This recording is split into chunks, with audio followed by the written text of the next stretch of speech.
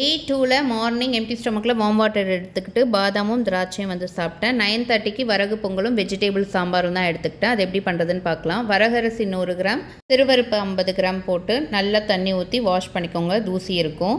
அதுக்கப்புறம் கொஞ்சமாக தண்ணி ஊற்றி ஒரு 15 மினிட்ஸ் ஊற வச்சுருங்க. எந்த கிளாஸில் அரிசி மெஷர் பண்ணிங்களோ அதே கிளாஸில் 5 கிளாஸ் தண்ணி ஊற்றி உப்பு, மிளகு, ஜீரகம் போட்டு 4 விசில் விட்டு வேக வச்சுக்கோங்க. ப்ரெஷர் ரிலீஸ் ஆனதும் ஒரு கடாயில் 1 டீஸ்பூன் நெய் ஊற்றி மிளகு, ஜீரகம், பச்சை மிளகாய், இஞ்சி, கருவேப்பிலை, பெருங்காயத்தூள் போட்டு தாளிச்சுக்கோங்க.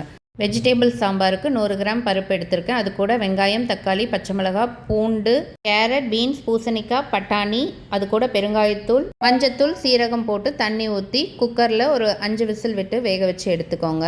தாளிப்புக்கு ஒரு கடாயில் நல்லெண்ணெய், அது கூட கடுகு, உளுத்தம்பருப்பு, வெந்தயம், கருவேப்பிலை, காஞ்ச மிளகாய், 3 டீஸ்பூன் குழம்பு மிளகாத்தூள் சேர்த்து கொஞ்சமாக தண்ணி விட்டு பச்சை வாசனை போனதும் வேக வச்ச பருப்பு ஆட் பண்ணிக்கோங்க. தேவையான அளவு தண்ணி, உப்பையும் சேர்த்து நல்லா கொதிக்க விட்டுக்கோங்க. சாம்பார் ரெடி.